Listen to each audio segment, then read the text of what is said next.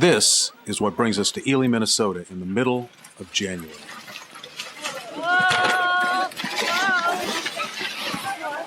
But before we're ready to hop on a dog sled, we have a lot to learn. Boy, do we have a lot to learn. When our planes touch down in Duluth, there's no snow on the ground. But during the 3-hour drive to Ely, the white stuff gradually deepens. The education begins before we even reach the outward bound school.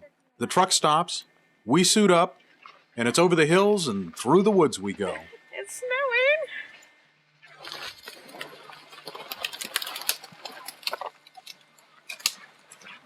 There are 6 of us on this frozen expedition.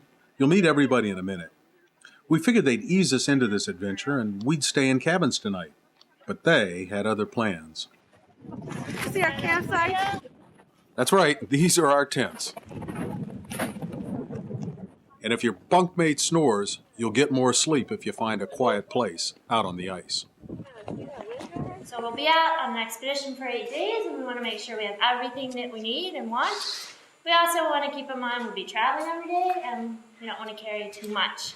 So That's Megan. She's 27 years old and has been an outward bound instructor for just over a year.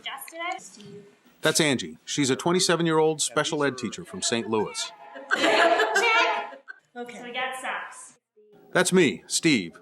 I'm 52 years old and I work in TV news management in Indianapolis. Do you have enough there? All that stuff behind you, you're going to pack that, aren't you? We've all brought a lot more gear than we'll ever need.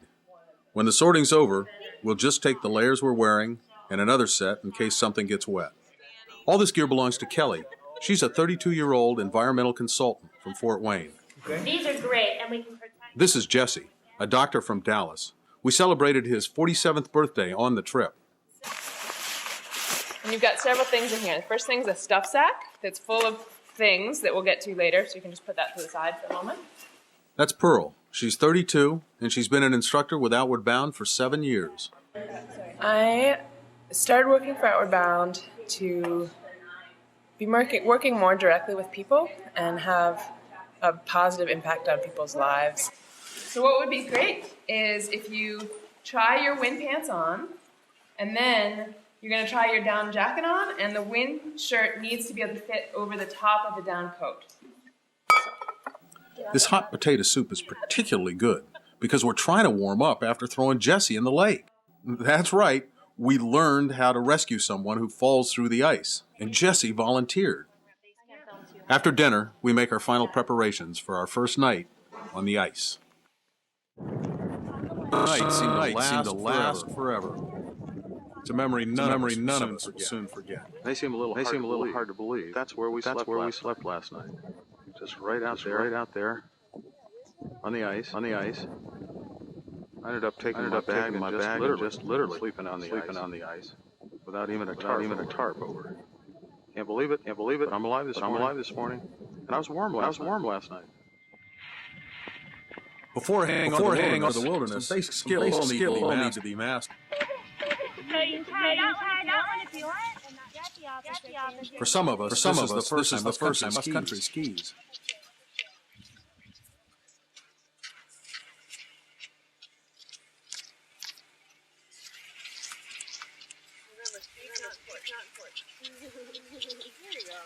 Is it on your waist? You want that belt to be right kind of on your phone? They could sit right here. No, that's fine, but you need to just tighten it up more. The skiers will pull their packs on these sleds. On a normal day, three of us will ski, and the other three will work with the dog sled. To keep up our energy, great as we go. What's for lunch today? Cheese, trail mix, prunes, or dates. We won't have time to stop, so we grab a handful whenever we can. By early afternoon, we're on the trail to our first campsite. The temperature's in the low teens, but on our skis, we quickly work up a sweat. In the summer, this would be an easy portage trail. But with a sled tugging at our waist, unfamiliar skis on our feet, every root and down tree becomes a major obstacle.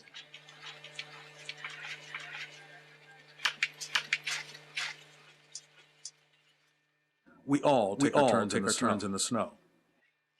This jay is about the only wildlife we'll see. The bears are hibernating, and as you'll hear, the dogs make so much noise they scare everything else away. We're going to start by traveling up the river, and we're eventually maybe going to be traveling into some lakes. But the same thing's going to be true. We're watching for narrows, for places where there's constriction. And those are places where there's definitely a chance of weak ice.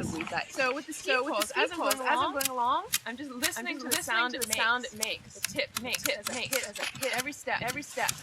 I'll check. I hit it twice. Areas. Very flat, and it makes a different sound. Scrape away the snow.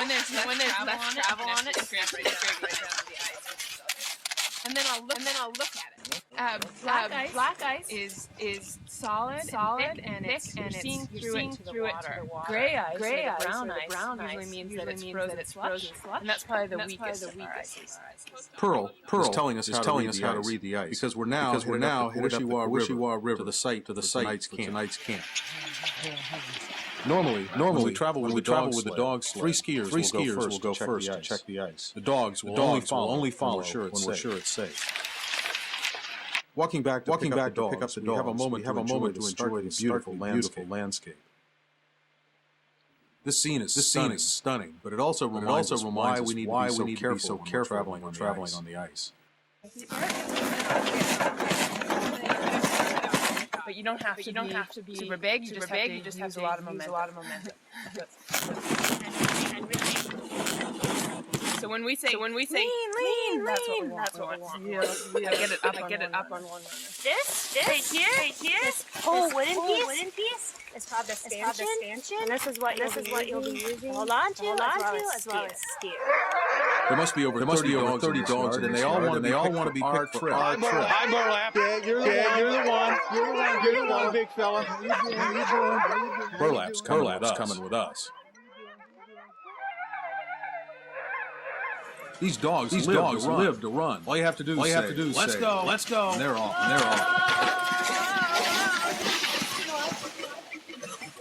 That's the snub line trailing behind. We use it to hold the sled back on a steep slope, or to tie it to a tree to make sure the dogs don't take off. I think I need to practice this. No, I'm gonna do it corner. We learned so much. Like even a simple knot. I thought it's knots. How do I make it? And then when you got it, it was like wow. Today we only traveled about a mile and a half, but we're all totally exhausted. I think we'll sleep tonight. This is kind of a blue morning. Managed to get the contacts in. Got a fire going. Tents are down. We're going to be out of here in no time. Angie, all packed and ready to go? I'm getting there. I'm thinking what things to take care of, and then hopefully finish up and down camp. We're about ready. Just check. Oh, they were not. Hot, still cold. Not very cold though. And that over there is the warm temp that we don't sleep in. Everybody's got their little place that they warmed up. And these guys woke us up about 6 this morning. Big old howl all together.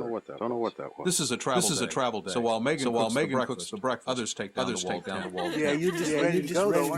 Meat Ice. He's the baby. Only 6 months old, and this is his first trip. But before he can help pull one of the skiers, we have to repair the harness he chewed through. Go get him.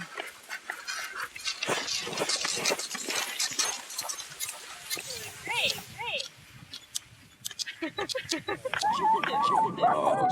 She's right. I'm always surprised at how many people like the snow and the cold. But today we have, and it's just the kind of day we dreamed of.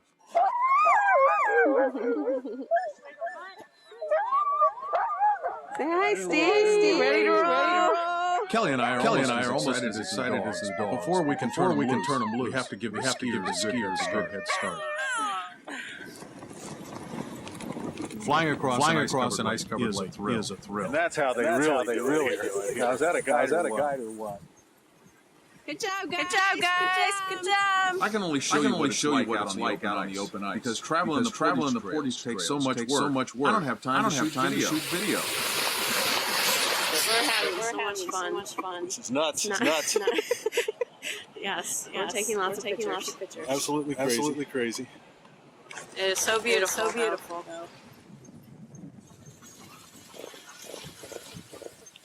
Before stopping for the day, we managed to collide with the tree and bust the sled. Whoa! While we set up camp, Megan jury rigged a repair. The sled's ready to go for tomorrow. After a tough day on the trail, these guys have earned a good dinner. They'll wolf down about a pound of raw meat and some hot soup tonight. Before we head out tomorrow, they'll have a couple of dry dog food. Today, in spite of the broken sled, we traveled about 3 miles and reached our destination on Broon Lake. 5 degrees out this morning. Even though it's well below zero at night, we're all sleeping a lot better. Maybe it's because Jesse is snoring, sleeping in the sled. And their pizza. Yeah. I could eat more. Hey. Look what we have today. Nothing like the possibility of the first sunny day to get us up and moving. Whoa!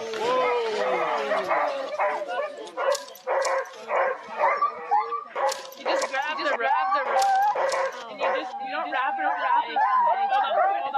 Pearl's explaining how we can use the snub line, sled back, the trailheads downhill. When I'm doing it by myself, I get in there, and I'm like this. Okay, and you're pushing up. Pushing as much. Can you see my face? Like that. Okay, you gotta do that. Okay, dog. Go.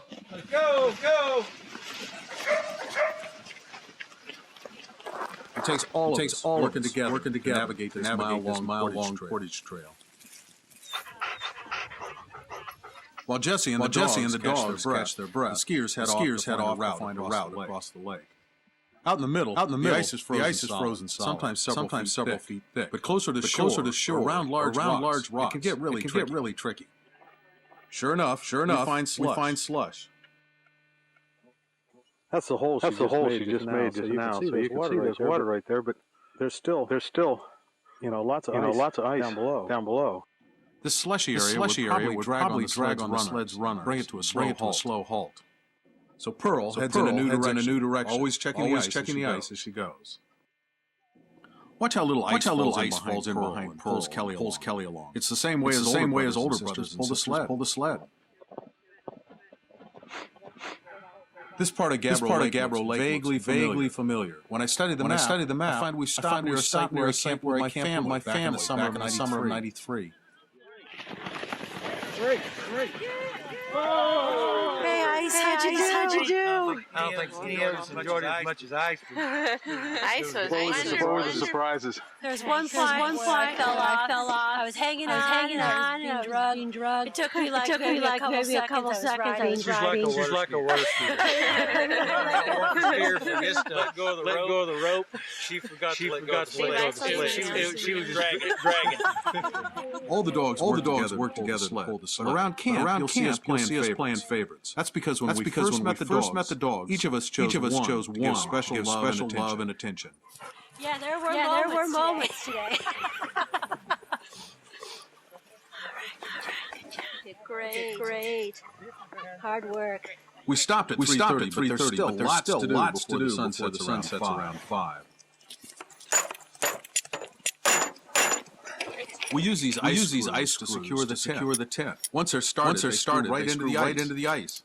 We're setting up the walls tomorrow's a big day. We'll head out on our own for solo experiences. And Pearl and Megan, warm place, just in case there's an accident. So the next parts of this we can do with just 2 people. Pearl says the best way to stay busy. Boy, do they keep us busy. There's wood to cut for the fire and a hole to chop in the ice for our water. As the sun sets over the temperature drops to -2 and we move inside. Megan feeds the stove and prepares pizza. She suggests we use the solar to consider our life's dream and to confront the dragons from becoming reality. This has been a long, tiring day. We traveled almost 3 miles, including a 286 rod portage. By the time the sun's up, so are we. Packed and out of our tents. Ready for a hot breakfast before heading out on our solo. So we're gonna do a chug. Oh yeah, go for that water. Being alone in the wilderness is something I've looked forward to, with a mixture of excitement and anxiety.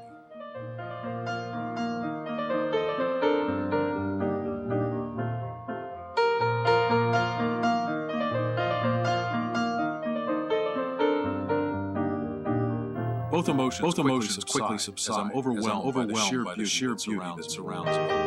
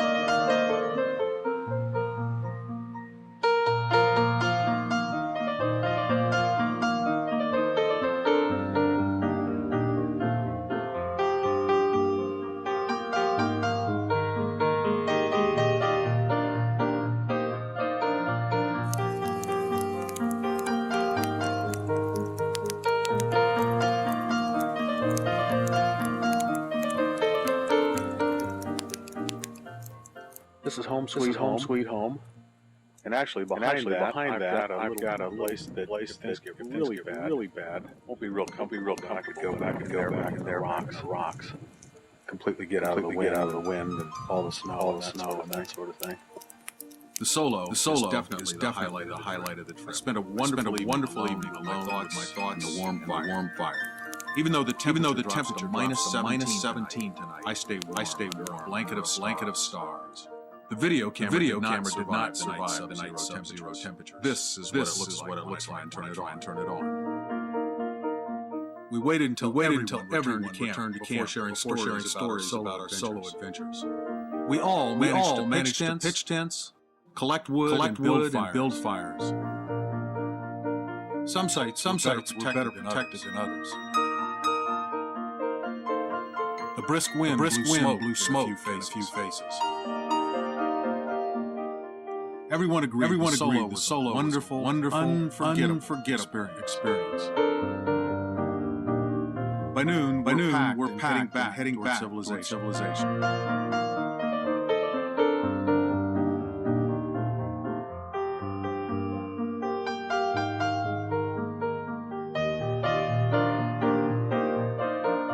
We spend the last night huddled around a smoky fire.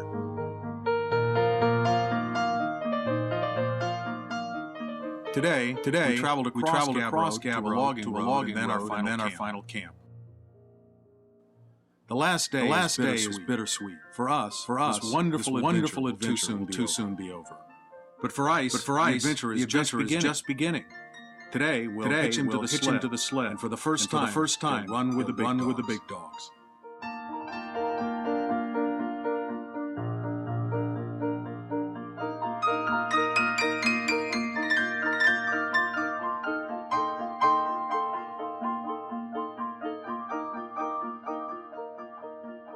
For the final few miles, we spread out, ski back to camp in a gentle snowstorm, alone with our memories.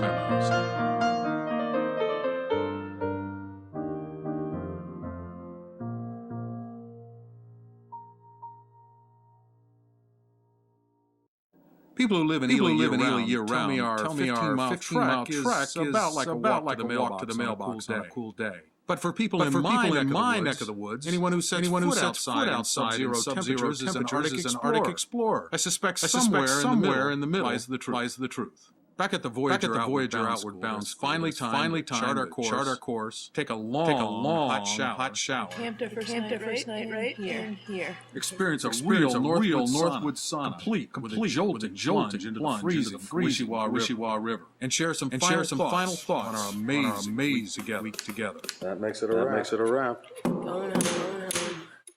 I don't think I really realized what was all involved. I knew how to ski, and we were going to learn how to sled and learn how to do some things to keep ourselves comfortable out there. But I didn't realize all the work that's involved. I was really impressed with how fast things got done around camp. Is it much smaller group than we usually travel with? And camp chores can take forever. And this group did them faster than some of my big groups, and that's definitely a memory. Never done anything like this. Felt like I needed a challenge down my life. Certainly a challenge. It was a strange night. I definitely physically feeling it. It was great. It was a challenge. And I'm just proud to be here. I was really worried coming into it with only 4 students in the winter. It's just very hard course. We probably won't travel. We'll do more day trips and keep it mellow because setting up camp all day and I think I'll take away that the group don't really set expectations for them. This group was so strong. In all honesty, it was a lot tougher than I ever anticipated. And yet we survived it and did things that I think all of us would agree we never thought we could have done. When you have a team, people working together, willing to share responsibility, share all that needs to be done, it turned out to be just a great pleasure. Really an adventure that I'll never forget. I just really enjoyed the talking times and the group, getting together with you guys and just talking about some of our Dungeons and Dragons and that kind of stuff. I really enjoyed. Mushing and working with the dogs in a lifetime experience.